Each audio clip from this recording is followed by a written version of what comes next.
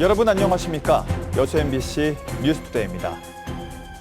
진보 성향의 지역 소수 정당들이 내년 6월 지방선거 후보자를 발굴하는 등 본격적인 선거 준비에 들어갔습니다. 비상계엄과 탄핵 정국을 거치면서 보다 개혁적이고 진보적인 정치 세력에 대한 지지세가 강해져 내년 선거에서 선전할 수 있다는 기대감이 깔려 있습니다. 문영철 기자입니다. 소수 정당 가운데 가장 일찍 지방선거 준비에 들어간 건 정의당의 후신인 민주노동당입니다. 지난해 7월 지방선거 기획단을 꾸린 뒤 출마 예정자에 대한 1차 조사를 벌였고 이번 주에는 각 지역위원회가 구체적인 명단을 정리해 중앙당에 제출할 계획입니다. 주민들의 피부에 와닿는 정책들을 가지고 목포, 여수, 순천 등 3인 이상 비례대표 선출 선거구 같은 경우에 적극적으로 비례 후보를 내서 지난 4월 전남에서 첫 기초단체장을 배출한 조국혁신당은 도내 22개 모든 지역에서 광역기초의원은 물론 자치단체장 후보까지 내는 것을 기본 방침으로 잡았습니다. 지난 지방선거에서 광역의원 2명, 기초의원 5명을 당선시킨 진보당은 지역별로 여러 인사들과 접촉하며 출마 의사 등을 타진하고 있고 최근 지방선거 기획단을 구성한 기본소득당도 후보 발굴 작업에 들어갔습니다. 탄핵 정국 속에서 집회 등을 통해 시민들과 접촉면을 넓힌 소수정당들은 보다 개혁적인 정치 세력에 대한 요구가 커졌다고 판단하고 있습니다. 여기에 민주당 독식 구조를 바꿔야 한다는 여론도 소수 정당들이 지방선거에 기대를 거는 이유입니다. 전남은 민주당의 독주가 시민들이 원하는 방향과 다르게 나아가는 경우들이 좀 있어서 소수 정당끼리 이겨낼 수 있는 방안을 좀 찾아가면 어떻겠냐라는 이야기들이 이제 나오고는 있습니다. 일각에서는 후보 단일화 등 구체적인 방안까지 제시되고 있는 가운데 소수 정당 간의 경쟁이나 연대가 어떤 방식으로 구체화할지 주목됩니다. MBC 뉴스 문형철입니다. 여수 산업위기 선제대응 지역 지정에 따른 후속 지원이 신속히 이루어져야 한다는 목소리가 나왔습니다. 주종섭 전남도 의원은 산업위기 선제대응 지역 지정에 따라 2년간 정부로부터 지원을 받게 됐는데 앞으로 22개월밖에 남지 않았다며 지원 사업들이 정체되거나 지연되지 않고 신속히 현장에 전달돼야 한다고 강조했습니다. 이어 석유화학 산업의 대전환에 국가 지원이 이루어질 수 있도록 새 정부의 국정과제에 반드시 반영돼야 한다고 주장했습니다. 이재명 정부의 핵심 교육 공약인 서울대 10개 만들기를 두고 전남 지역 국립대학이 소외될 수 있다는 우려가 나왔습니다. 정영균 전남도 의원은 최근 도의회 업무 보고에서 비수도권 9개 거점 국립대학에 서울대 수준의 재정 지원을 하겠다는 정부의 교육 정책에 전남도가 전략적인 대응을 해야 한다고 밝혔습니다. 정 의원은 국립순천대와 목포대가 글로컬 대학, 라이즈 사업 등을 통해 의미 있는 성과를 이뤘지만 새 정책으로 다른 거점 국립대에 지원이 집중될 수 있다고 설명했습니다. 이 같은 우려에 전남도는 지역 대학이 소외되지 않도록 대응하겠다며 서울대 10개 만들기 정책에 전남이 추가로 포함될 수 있도록 정부에 건의하겠다고 답했습니다. 기승을 부리던 무더위는 주춤하고 있지만 이번 주에는 많은 비가 내릴 것으로 보입니다.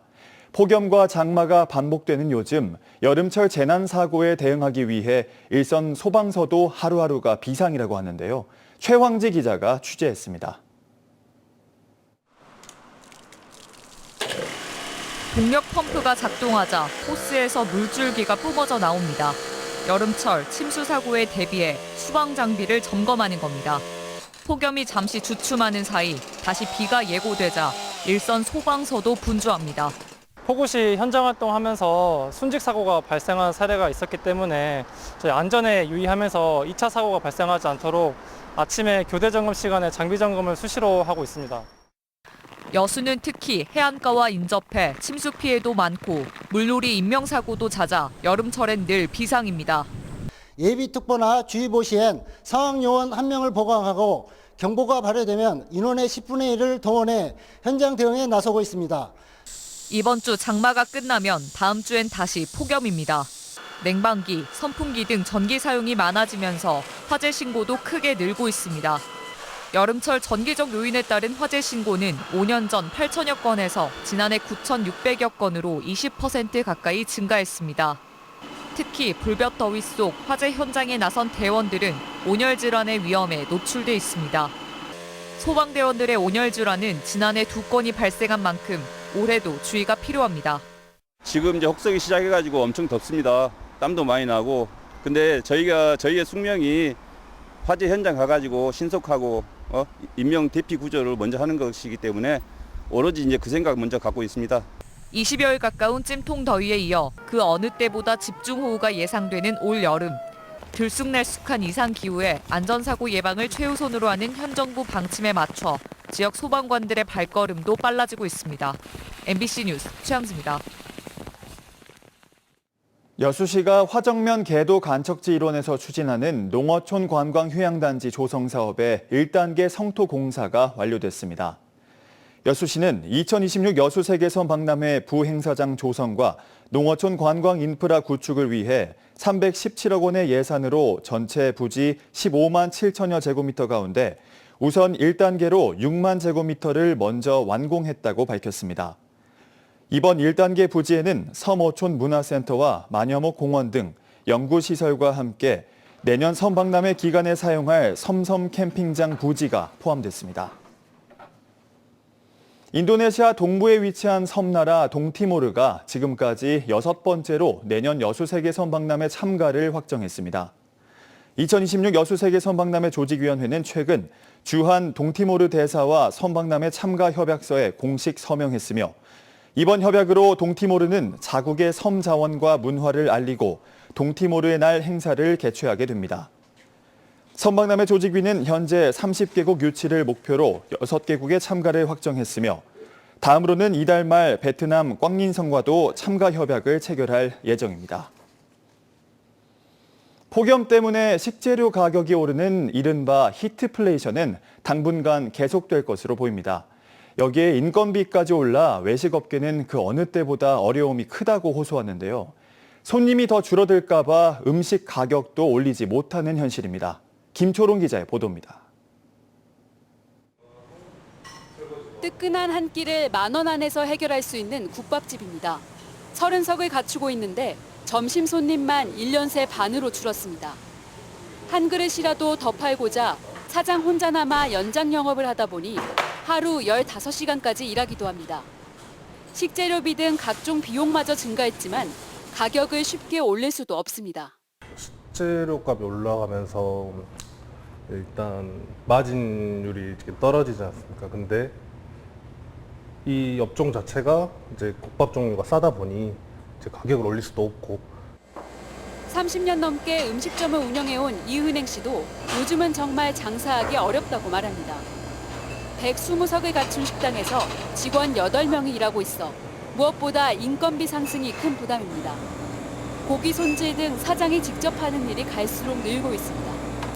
10시간 정도 최소한 근무를 해야 되는데 거기에 주휴수당, 휴일수당, 퇴직금 이런 것까지 포함하면 정말 너무 큰 부담이고요. 그 혹독했던 우리 그 광우병, 코로나 그때보다도 더 지금이 굉장히 심각하고 특히 폭염으로 인해 식품 물가가 뛰는 히트플레이션으로 외식업계의 고통은 가중됐습니다. 폭염과 더불어서 이런 물가 상승이 되고 있는 지금 시점은 정말 어느 때와도 비교할 수 없게끔 참 힘들어하는 그런 경우들이. 경기 침체로 인해 지난해 폐업을 선택한 자영업자가 100만 명을 넘어섰습니다. 이는 1995년 통계 집계 이후 최대 규모이며 소매업 다음으로 음식점업이 약 15%로 높습니다. 그나마 민생회복 소비 쿠폰이 곧 풀려 상황이 나아질 거란 기대감도 있지만 이 같은 일시적인 혜택보다 임대료 규제 등 실질적인 대책이 필요하다는 요구도 있습니다. MBC 뉴스 김초롱입니다. 고흥군이 국정기획위원회와 국회를 찾아 지역 주요 현안 사업의 국정과제 반영을 건의했습니다. 공영민 군수는 지난 15일 국정기획위 SOC 소위원장인 이정원 의원에게 고흥 우주선 철도 건설과 광주에서 고흥 고속도로 건설, 국립다도해 산림치유원 조성 등 5건을 요청했습니다. 이어 국회를 찾아 국정기획본과장인 박홍근 의원과 지역구 문금주 의원을 면담하고 지역 현안 사업의 추진 당위성과 타당성에 대해 설명했습니다. 여수시 의회가 지역 특색을 살린 혁신적인 소상공인 정책 개발을 위해 대안 마련에 나섰습니다. 여수시의회 의원 연구 모임인 소상공인 지원정책 발굴연구회는 최근 강진군의 선진 사례를 시찰하고 소상공인과 주민들의 주체적인 참여와 함께 창출된 이익이 새로운 관광 콘텐츠 개발과 지역사회에 재투자되는 체계 등이 반드시 필요하다고 강조했습니다. 시의회는 또 여수의 섬과 해양관광 자원을 소상공인들의 실질적인 소득 증대로 연결할 수 있는 구체적인 결과물을 제안해 내년도 본 예산에 반영시키겠다고 밝혔습니다. 50여 년 세월 동안 호남의 관문 역할을 해온 목포역이 대개조 사업을 통해 새로운 도약을 준비하고 있습니다. 단순한 시설 교체를 넘어 역세권 전체 미래까지 설계해야 한다는 과제가 함께 주어졌는데요. 목포 MBC가 목포역 신청사 설계와 역세권 개발, 도시미래 비전을 점검하는 기획보도를 마련했습니다. 안준호 기자입니다. 국토 최서남단에 위치한 호남의 시종착역 목포역입니다. 지난 1978년부터 쌓아온 서남권 최대 교통 집결지라는 명성과 달리 노후된 역사시설은 오랜 숙제로 지적돼 왔습니다. 이에 지난 2022년부터 국토부에 노후 역사 개량의 필요성을 꾸준히 제기해온 목포시. 그 결과 국토부는 역사 신축에 490억 원, 철도 재배치에 1,700억 원 등 2,190억 원 규모의 예산을 확정했습니다. 내년 초 착공을 목표로 오는 2028년까지 3층 규모의 선상 역사를 새로 짓고 현재 6개인 착발선을 8개로 늘려 열차 운행 횟수도 늘리겠다는 계획입니다. 한국철도공사는 내년 1월까지 목포역의 노후 역사 시설 개선 사업 설계를 완료할 계획입니다. 목포시는 단순한 역사 신축을 넘어선 또 하나의 큰 과제를 마주하고 있습니다. 목포역과 함께 50여 년 세월 동안 노후됐던 주변 역세권의 재정비입니다. 역 주변 주차장과 주거단지 등 50만 제곱미터 부지에 총 사업비 1조 100억여 원을 들여 정주 여건을 개선하고 복합 환승센터 등을 신설하겠다는 계획입니다. 이제 여기서 내려서 바로 버스 타고 이제 갈 수 있는 그런 말 그대로 이제 환승을 할 수 있는 이런 역할을 할 수 있고 이제 역 주변에 이제 주차장도 많이 부족하기 때문에 이제 주차 기능까지 할 수 있는 이런 역할을 하는 복합 환승센터가 되겠습니다. 목포역 역세권 개발 사업의 예상 완료 기한은 2030년. 목포시는 이를 위해 현재 역세권 개발 기본 계획을 수립하고 토지 이용 계획 등을 구상하고 있습니다. 문제는 사업 추진의 불확실성입니다. 총 사업비의 절반 이상인 7,800억 원을 민간 투자에 의존해야 하지만 아직 구체적 투자 계획과 사업자 유치는 내년 이후에야 본격화될 예정입니다. 역사적 상징성을 넘어 서남권 새로운 플랫폼을 위한 준비에 돌입한 목포역. 역사 개량이 단순히 새 건물에 머물지 않고 새로운 도시의 100년을 그려낼 수 있을지는 앞으로의 과정에 달려 있습니다. MBC 뉴스 안준호입니다.